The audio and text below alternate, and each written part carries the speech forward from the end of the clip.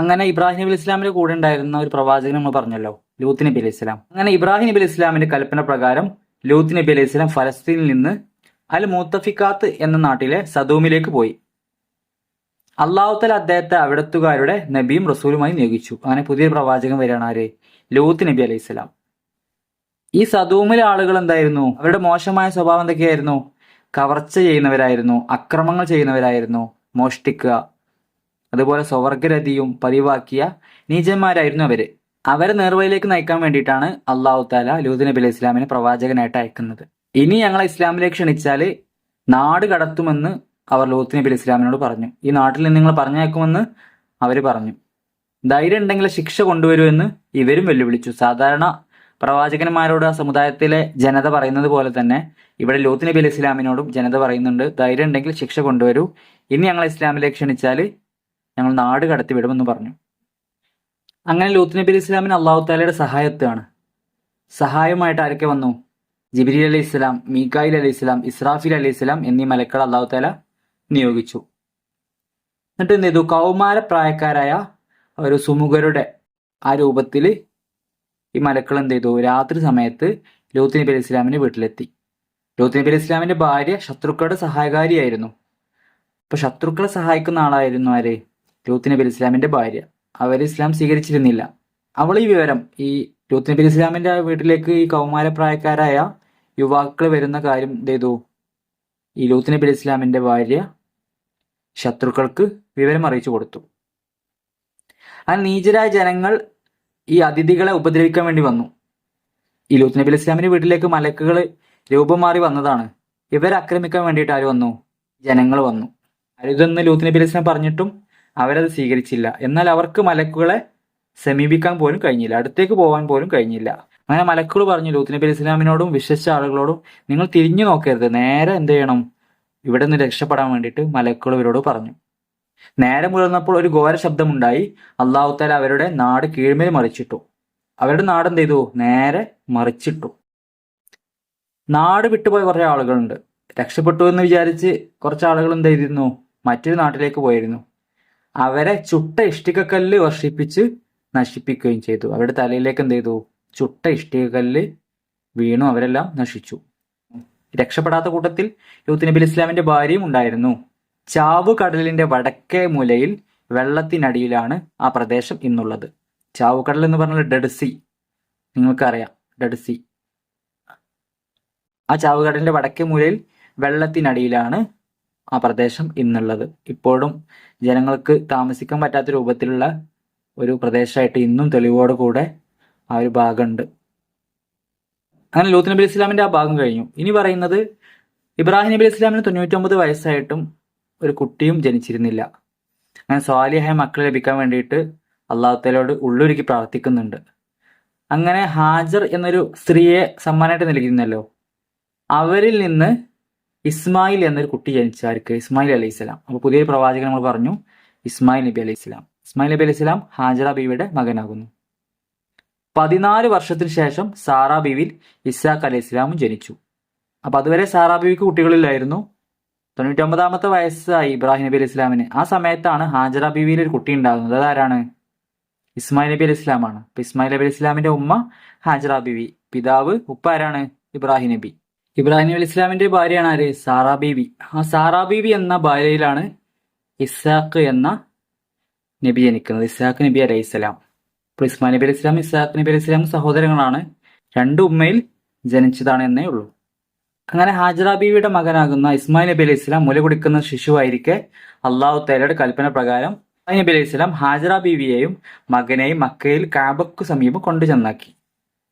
അന്ന് മക്ക ജനശൂന്യായിരുന്നു. ഒരാളുകളും താമസിക്കാത്തൊരു സ്ഥലമായിരുന്നു ഇവിടെ മക്ക. അള്ളാഹു തആല അവരെ പരീക്ഷിക്കുകയാണ്. അള്ളാഹു തആലയുടെ കൽപ്പന അവരെല്ലാം എന്ത് ചെയ്തു? സ്വീകരിച്ചു. അവർക്ക് വേണ്ടി ദുആ ചെയ്ത് ഹാജറ ബീവിയെയും ഇസ്മായിൽ നബി അലൈഹി സ്വലാമിനെയും മക്കയുടെ കഅബയുടെ അടുത്ത് ആക്കിയിട്ട് എന്ത് ചെയ്തു? ഇബ്രാഹിം നബി അലൈഹി സ്വലാം ദുആ ചെയ്ത് മടങ്ങി. വേറെ ആരും അവിടെ താമസിക്കൂല, ഒരാളും ഇല്ലായിരുന്നു. ഹാജറ ബീവിയും അതുപോലെ ഇസ്മായിൽ നബി അലൈഹി സ്വലാം മാത്രം. ഇസ്മായിൽ നബി അലൈഹി സ്വലാം മുല കുടിക്കുന്ന പ്രായമാണ്. അങ്ങനെ അവരുടെ കയ്യിൽ എന്താ ഉണ്ടായിരുന്നത്? കുറച്ച് ഈത്തപ്പഴം മാത്രമേ ഉണ്ടായിരുന്നുള്ളൂ. അതുപോലെ ഒരു തുകൽ പാത്രത്തിൽ അല്പം വെള്ളവും. വെള്ളം തീർന്നു. അങ്ങനെ കുറച്ച് വെള്ളമല്ലേ ഉള്ളൂ. കുടിച്ച് ഈ വെള്ളങ്ങളൊക്കെ തീർന്നപ്പോൾ വെള്ളം അന്വേഷിച്ച് സൊഫ മർവ കുന്നുകൾക്കിടയിൽ അങ്ങോട്ടും ഇങ്ങോട്ടും ഹാജറ ബീവി നടന്നു. ഈ താഴ്ന്ന സമതലങ്ങളിൽ എത്തുമ്പോഴേ കാബയുടെ അടുത്ത് കിടത്തിയ കുഞ്ഞിനെ കാണാൻ സാധിക്കാത്തതിനാൽ ഉയർന്ന സ്ഥലത്ത് എത്തുന്നത് വരെ ഓടിക്കൊണ്ടേയിരുന്നു. ഇപ്പോൾ വെള്ളം അന്വേഷിച്ച് ഓടുകയാണ്. അപ്പോൾ താഴ്ന്ന പ്രദേശത്തെത്തുമ്പോൾ കുട്ടി കിടക്കുന്നത് കാണൂല. സമയത്ത് എന്ത് ചെയ്യും? ഉയർന്ന സ്ഥലങ്ങളിൽ നിന്ന് കാബയുടെ അടുത്തേക്ക് കുട്ടി കിടക്കുന്ന ഭാഗത്തേക്ക് ഇങ്ങനെ നോക്കും. അങ്ങനെ 7ാം തവണ മറുവയിൽ നിൽക്കുമ്പോൾ ഒരു ശബ്ദം കേട്ട് അവർ തിരിഞ്ഞു നോക്കി. അപ്പോഴതാ ഇസ്മായിൽ അലി ഇസ്ലാമിന്റെ കാൽപാദങ്ങൾക്കരികിൽ മലക്ക് കിളക്കുന്നു. അവിടെ നിന്നും വെള്ളം പൊട്ടിയൊഴുകി ഹാജർ റളിയല്ലാഹു അൻഹു തടഞ്ഞു നിർത്തി. അതാണ് സംസം. അപ്പോൾ ഇമ്പോർട്ടൻ്റ് ആണ് സംസം. സംസത്തെ കുറിച്ച് ഒരു 5 വരി കുറയാതെ എഴുതാൻ പറഞ്ഞാൽ ഈ ഒരു പാരഗ്രാഫാണ് എഴുതേണ്ടത്. അങ്ങനെ ആരും താമസിക്കാത്തൊരിടായിരുന്നു ഈ മക്ക പ്രദേശം. അങ്ങനെ വെള്ളം കണ്ടപ്പോൾ യമനിൽ നിന്നുള്ള ജുർഹും ഗോത്രത്തിലെ കുറച്ച് ആളുകൾ എന്ത് ചെയ്തു? ഒരു കുടുംബം ഹാജറ ബീവിയോട് സമ്മതം ചോദിച്ച് അവിടെ താമസാക്കി. ഈ സംസം വെള്ളം കണ്ടിട്ട് അവരെന്ത് ചെയ്തു? വെള്ളം കണ്ട സമയത്ത് അവിടെ താമസിക്കട്ടെ എന്ന് ഹാജറ ബീവിയോട് സമ്മതം ചോദിച്ചു. അങ്ങനെ അവരിൽ നിന്ന് ഇസ്മായിൽ അലൈഹി ഇസ്ലാം അറബി ഭാഷ പഠിച്ചു. ഇബ്രാഹിം അലൈഹി ഇസ്ലാം ഇടയ്ക്കിടെ ഇസ്മായിൽ നബി അലൈഹി ഇസ്ലാമിനെയും ഉമ്മ ഹാജറ ബീവിയെയും കാണാൻ വേണ്ടി വരാറുണ്ടായിരുന്നു. അങ്ങനെ ഇസ്മായിൽ അലൈഹി ഇസ്ലാം അധ്വാനിക്കാനുള്ള ഏകദേശം ഒരു 17-18 വയസ്സ് പ്രായമായപ്പോൾ എന്ത് ചെയ്തു? അള്ളാഹു തആല മകനെ ബലിയിറക്കാൻ വേണ്ടിയിട്ട് ഇബ്രാഹിം നബി അലൈഹി ഇസ്ലാമിനോട് സ്വപ്നത്തിലൂടെ അറിയിച്ചു. അങ്ങനെ എല്ലാം സഹിക്കാൻ കഴിയുന്ന ഒരു മകനായിരുന്നു ആര്? ഇസ്മായിൽ നബി അലൈഹി ഇസ്ലാം. സഹനശീലനായ മകൻ സന്തോഷപൂർവ്വം അത് സമ്മതം നൽകി. കുഴപ്പമില്ല, അള്ളാഹു തആല കൽപ്പിച്ചതല്ലേ, എന്നെ ബലിയിറക്കുന്നതിന് എനിക്ക് കുഴപ്പമില്ലെന്ന് ഇസ്മായിൽ നബി അലൈഹി ഇസ്ലാം മറുപടി പറഞ്ഞു. ബലി അറുക്കാൻ ഒരുങ്ങിയപ്പോൾ അള്ളാഹു തആല പറഞ്ഞു, ഇബ്രാഹിം, നിങ്ങൾ നിശ്ചയം സ്വപ്നം സാക്ഷാത്കരിച്ചിരിക്കുന്നു. പകരം അള്ളാഹു തആല നൽകിയ മൃഗത്തെ അദ്ദേഹം ബലിയറുത്തു. പകരം ഒരു ആടിനെ ഇറക്കി. അവർ മൃഗത്തെ എന്ത് ചെയ്തു? ബലിയറുത്തു. ഇതാണ് ഉളുഹിയത്ത് കർമ്മത്തിന്റെ അടിസ്ഥാനം. അപ്പോൾ അവസാനം 5 വരി കുറയാതെ എഴുതാം എന്നുള്ളതിലുള്ള ഒരു ഇമ്പോർട്ടൻ്റ് ആയ ചോദ്യമാണ് എന്ത്? ഉളുഹിയത്ത് കർമ്മത്തിന്റെ അടിസ്ഥാനം. ഈ ഒരു സംഭവം ഇവിടെ എഴുതാവുന്നതാണ്. അങ്ങനെ ഇബ്രാഹിം നബി അലൈഹി ഇസ്ലാമും ഇസ്മായിൽ നബി അലൈഹി ഇസ്ലാമും അള്ളാഹു തആലയുടെ കൽപ്പന പ്രകാരം നമ്മുടെ കാബ നിർമ്മിക്കുകയാണ്. നമ്മുടെ കിബിലയാക്കുന്ന കാബ നിർമ്മിച്ചു.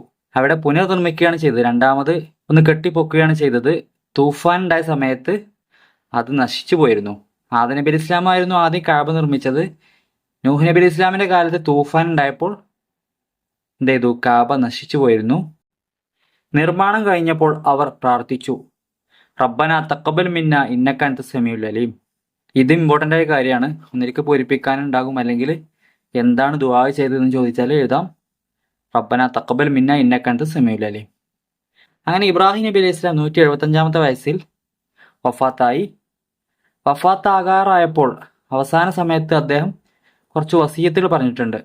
മക്കളോട് പറയാണ്, നിങ്ങൾ അള്ളാഹുവിനെ മാത്രമേ ആരാധിക്കാൻ പറ്റുള്ളൂ, മുസ്ലിമായി ജീവിച്ചിട്ട് മുസ്ലിമായി തന്നെ മരണപ്പെടണം. അങ്ങനെ ഫലസ്തീനിലെ ഹെബ്രൂനിലാണ് ഇബ്രാഹിം നബി അലൈഹി ഇസ്ലാമും ഭാര്യ സാറാ ബീവിയും മറമാടപ്പെട്ടത്. ഇത് അവസാന പാഠമാണ്. ഈ പാഠം കൂടെയാണ് പരീക്ഷയ്ക്ക് ഉണ്ടാവുകയുള്ളൂ. ഈ പാഠത്തിൽ പറയുന്നത് ഒരുപാട് പ്രവാചകന്മാരെ പേര് പറയുന്നുണ്ട്. ഇമ്പോർട്ടൻ്റ് ആയ പാഠമാണ്. ഒരുപാട് തവണ വായിച്ച് മനസ്സിലാക്കേണ്ട പാഠമാണ്. അങ്ങനെ ഇബ്രാഹിം നബി അലൈഹി ഇസ്ലാം വഫാത്തായി. ശേഷം മകൻ ഇസ്മായിൽ നബി അലൈഹി ഇസ്ലാം അള്ളാഹു തആല എന്ത് ചെയ്തു? മക്കയിലേക്കും പരിസര പ്രദേശങ്ങളിലെ ജനങ്ങളിലേക്കും റസൂലായിട്ട് അയക്കുകയാണ്. 137 വയസ്സായപ്പോൾ ഇസ്മായിൽ നബി അലൈഹി ഇസ്ലാം വഫാത്തായി. അങ്ങനെ ഇബ്രാഹിം നബി അലൈഹി ഇസ്ലാം 175 നമ്മൾ പറഞ്ഞു. ഇസ്മായിൽ നബി അലൈഹി ഇസ്ലാമിന്റെ വയസ്സ് 137. മാതാവ് ആരായിരുന്നു? ഹാജറ ബീവി ആയിരുന്നു. ഹാജറ ബീവിയുടെ ഖബറിന്റെ അടുത്ത് തന്നെയായിരുന്നു ഇസ്മായിൽ നബി അലൈഹി ഇസ്ലാമിനെയും ഖബറടക്കപ്പെട്ടത്. ഇസ്മായിൽ നബി അലൈഹി ഇസ്ലാമിന് 20 വയസ്സായപ്പോഴാണ്, 90-ാമത്തെ വയസ്സിലാണ് ഉമ്മയുടെ മരണം.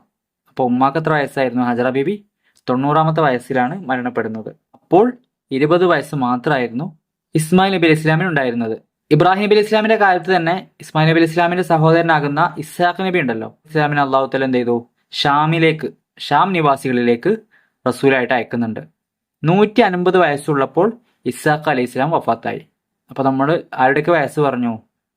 ഇബ്രാഹിം നബി അലൈഹി ഇസ്ലാം 175, ഇസ്മായിൽ നബി അലൈഹി ഇസ്ലാം 137, ഹാജറ ബീവി 90, ഇസ്ഹാഖ് നബി അലൈഹി ഇസ്ലാം 150.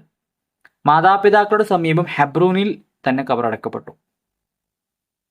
അപ്പോൾ ഇബ്രാഹിം നബി അലൈഹി ഇസ്ലാമിൻ്റെയും സാറാ ബീവിയുടെ അടുത്ത് തന്നെ ഹെബ്രൂനിൽ തന്നെ ഇസ്ഹാഖ് നബി അലൈഹി ഇസ്ലാമിനെയും കബറടക്കപ്പെട്ടു. മദീനത്തുൽ ഖലീൽ എന്നറിയപ്പെടുന്ന ഹെബ്രൂൻ ബൈത്തുൽ മുഖദ്ദസിൽ നിന്ന് 66 കിലോമീറ്റർ അകലെയാണ്. അപ്പോൾ മദീനത്തുൽ ഖലീൽ എന്നറിയപ്പെടുന്നത് ഏതാണ്, എവിടെയാണ്? മദീനത്തുൽ ഖലീൽ എന്നറിയപ്പെടുന്ന ഹെബ്രൂൻ ബൈത്തുൽ മുഖദ്ദസിൽ നിന്ന് 66 കിലോമീറ്റർ അകലെയാണ്. ഇനി പ്രധാനപ്പെട്ട കുറച്ച് ചരിത്രങ്ങൾ പറയുന്നുണ്ട്. ഇസ്ഹാഖ് നബി അലൈഹി ഇസ്ലാമിന് യാക്കൂബ്, ഐസ് എന്നിങ്ങനെ 2 പുത്രന്മാരുണ്ടായിരുന്നു. ഇബ്രാഹിം നബി അലൈഹി ഇസ്ലാമിന്റെ മകൻ ഇസ്ഹാഖ് നബി അലൈഹി ഇസ്ലാം, ഇസ്ഹാഖ് നബി അലൈഹി ഇസ്ലാമിന്റെ മകൻ യാക്കൂബ് നബി അലൈഹി ഇസ്ലാം. അങ്ങനെ യാക്കൂബ് നബി അലൈഹി ഇസ്ലാം കൻആൻ നിവാസികളുടെ റസൂലായിരുന്നു. ഫലസ്തീനിന്റെ പഴയ പേരാണ് കൻആൻ. ഫലസ്തീനിലേക്കാണ് യാക്കൂബ് നബി അലൈഹി ഇസ്ലാം പ്രവാചകനായിട്ട് വരുന്നത്, റസൂലായിട്ട് വരുന്നത്.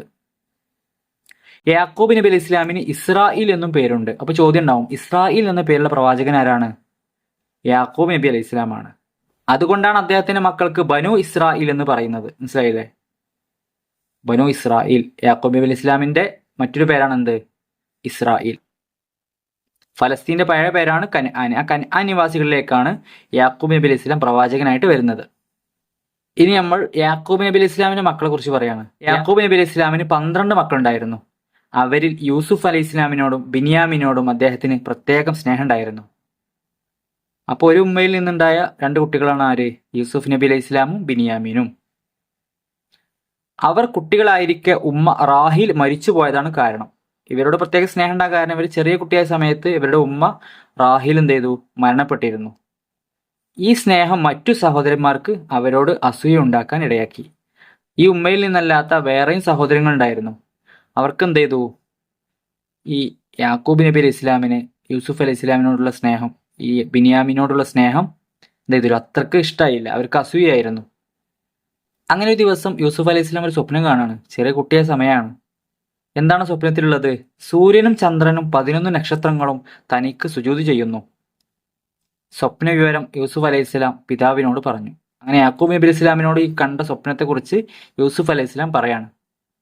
അങ്ങനെ യാക്കൂബ് നബി അലൈഹി ഇസ്ലാം ഈ സ്വപ്നത്തിന്റെ അർത്ഥം അറിഞ്ഞപ്പോൾ യൂസുഫ് നബിയോട് പറഞ്ഞു, നീ സ്വപ്നം കണ്ട കാര്യം നിന്റെ സഹോദരന്മാരോട് പറയരുത്. നിന്നോടുള്ള അസൂയ കൂടും മാത്രമല്ല, അവർ നിനക്കെതിരെന്ത് ചെയ്യും? ഒരു കുതന്ത്രം പ്രയോഗിക്കുമെന്ന് യാക്കൂബ് നബി അലൈഹി ഇസ്ലാം യൂസുഫ് നബി അലൈഹി ഇസ്ലാമിനോട് പറഞ്ഞു. സ്വപ്നത്തിന്റെ പൊരുളറിഞ്ഞ് യാക്കൂബ് നബി അലൈഹി ഇസ്ലാമിന് യൂസുഫ് നബി അലൈഹി ഇസ്ലാമിനോടുള്ള സ്നേഹം വർദ്ധിച്ചു. ഒരുപാട് ഇഷ്ടം കൂടി. ഇഷ്ടം കൂടിയത് കൊണ്ട് സഹോദരന്മാർക്ക് എന്ത് ചെയ്തു? അസൂയയും കൂടി. അങ്ങനെ ഒരു ദിവസം വൈകുന്നേരം കളിക്കാനാണെന്ന് പറഞ്ഞ് യൂസുഫ് അലൈഹി ഇസ്ലാമിനെ കൊണ്ട് ഈ സഹോദരങ്ങൾ പോകുന്നുണ്ട്. അങ്ങനെ യാക്കൂബ് നബി അലൈഹി ഇസ്ലാം സമ്മതിച്ചു. യൂസുഫ് അലൈഹി ഇസ്ലാമിന്റെ ഷർട്ടിൽ എന്ത് ചെയ്തു? കുറച്ച് വ്യാജ രക്തം പുരട്ടി. എന്നിട്ട് വീട്ടിലെത്തി കരഞ്ഞുകൊണ്ട് പറഞ്ഞു, യൂസുഫിനെ ചെന്നായി പിടിച്ചു. യൂസുഫ് അലൈഹി ഇസ്ലാമിനെ ഒരു യാത്രാ സംഘത്തിന് ലഭിച്ചു. അവർ കിണറ്റിലേക്ക് ഇട്ടിരുന്നു യൂസുഫ് അലൈഹി ഇസ്ലാമിനെ. പക്ഷെ അത് ഒരു യാത്രാ സംഘം അതിൽ വന്നു വെള്ളം കുടിക്കുമ്പോൾ യൂസുഫ് അലൈഹി ഇസ്ലാമിനെ കണ്ടു, അവർ രക്ഷപ്പെടുത്തി. എന്നിട്ട് അവരെന്ത് ചെയ്തു? അവർ അദ്ദേഹത്തെ ഈജിപ്തിലൊരു അടിമച്ചന്തയിൽ കൊണ്ടുപോയിട്ട് വിറ്റു. അടിമച്ചന്തകളിൽ എന്ത് ചെയ്യും? കുറെ ആളുകൾ പോയി വിൽക്കും, കുറെ ആളുകൾ വാങ്ങും ചെയ്യും പൈസ കൊടുത്തിട്ട്. അങ്ങനെ യൂസുഫ് അലൈഹി ഇസ്ലാമിനെ ഈ യാത്രക്കാരെന്ത് ചെയ്തു? അടിമച്ചന്തയിൽ കൊണ്ടുപോയിട്ട് വിറ്റു. അങ്ങനെ ഈജിപ്തിലൊരു മന്ത്രി, അസീസ് എന്നൊരു മന്ത്രി എന്ത് ചെയ്തു? യൂസുഫ് അലൈഹി ഇസ്ലാമിനെ അടിമച്ചന്തയിൽ നിന്നും വാങ്ങി. അങ്ങനെ ഈ മന്ത്രിയുടെ കൊട്ടാരത്തിൽ വളരെ സന്തോഷവാനായിട്ട് യൂസുഫ് അലൈഹി ഇസ്ലാം ആദരണീയനായി ഇങ്ങനെ വളരുകയാണ്. അങ്ങനെ നല്ല സുന്ദരനായിരുന്ന, അതീവ സൗന്ദര്യത്തിനുടമയായിരുന്ന യൂസുഫ് അലൈഹി ഇസ്ലാമിൽ എന്ത് ചെയ്തു? മന്ത്രിയുടെ ഭാര്യയാകുന്ന സലീഹക്ക് എന്ത് ചെയ്തു? വളരെയേറെ ഇഷ്ടമായി. ഒരു ദിവസം അവർ യൂസുഫ് അലൈഹി ഇസ്ലാമിന്റെ ഷർട്ടിൽ കയറി പിടിച്ചു. അദ്ദേഹം എന്ത് ചെയ്തു? കുതറി മാറി. യൂസുഫ് അലൈഹി ഇസ്ലാം അതിൽ നിന്ന് കുതറി മാറി. ഇത് ആര് കണ്ടു? ഭർത്താവാകുന്ന രാജാവ് കണ്ടു. അപ്പോൾ സലീഹ പറഞ്ഞു, യൂസുഫാണ് കുറ്റക്കാരൻ എന്ന് പറഞ്ഞു. പക്ഷെ ഭർത്താവിന് ഈ കാര്യം കണ്ടതുകൊണ്ട് മനസ്സിലായിരുന്നു, ഭാര്യയുടെ ഭാഗത്താണ് തെറ്റെന്ന് മന്ത്രിക്ക് അറിയാമായിരുന്നു. പക്ഷെ സലീഹയുടെ അടുത്താണ് ഈ പ്രശ്നമെന്ന് അറിഞ്ഞാല് നാട്ടിലെ ആളുകൾ, ജനങ്ങൾ എന്ത് ചെയ്യും?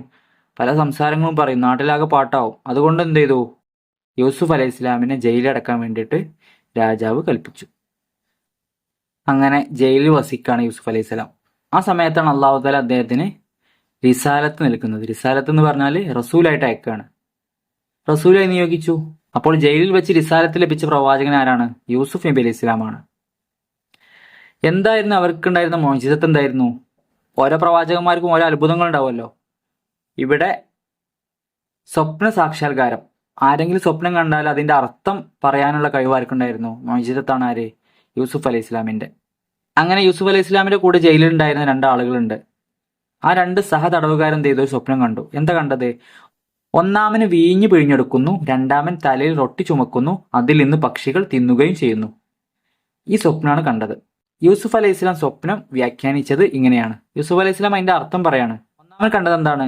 വീഞ്ഞ് പാർന്നു കൊടുക്കുന്നതല്ലേ. അത് ജയിലിൽ നിന്ന് വൈകാതെ ഈ ഒന്നാമത്തെ ആള് മോചിതനാകും, അഥവാ ജയിലിൽ നിന്ന് ഇറങ്ങും. എന്നിട്ട് യജമാനൻ എന്ത് ചെയ്യും? വീഞ്ഞ് പാർന്നു കൊടുക്കും, യജമാനെ വീഞ്ഞ് കുടിപ്പിക്കും. രണ്ടാമത്തെ ആള് കണ്ടതെന്താ? തലയിൽ റൊട്ടി ചുമക്കുന്നു, പക്ഷികൾ കഴിക്കുന്നു എന്നല്ലേ. രണ്ടാമൻ ക്രൂശിക്കപ്പെടും. എല്ലാവരും എന്ത് ചെയ്യും? ഈ രണ്ടാമത്തെ ആളെ ആക്രമിക്കുന്നതാണ് അതിന്റെ അർത്ഥം എന്ന് പറഞ്ഞു. അതുപോലെ അവന്റെ തല പക്ഷികൾ എന്ത് ചെയ്യും? ഭക്ഷിക്കും.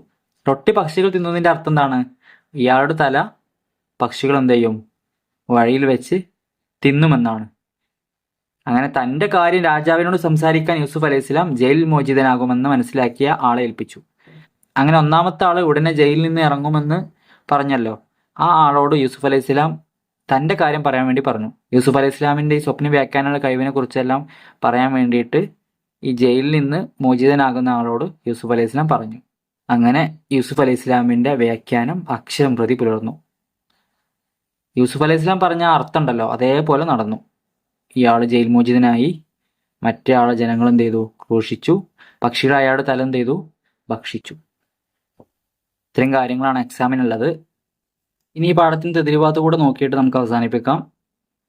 വായിച്ച് മനസ്സിലാക്കാനാണ്. ഇസ്രായേൽ എന്ന അർത്ഥം എന്താണ്? അള്ളാഹു താലയുടെ അടിമ. അനുരക്ത എന്ന് പറഞ്ഞാൽ അനുരാഗമുള്ളവൾ.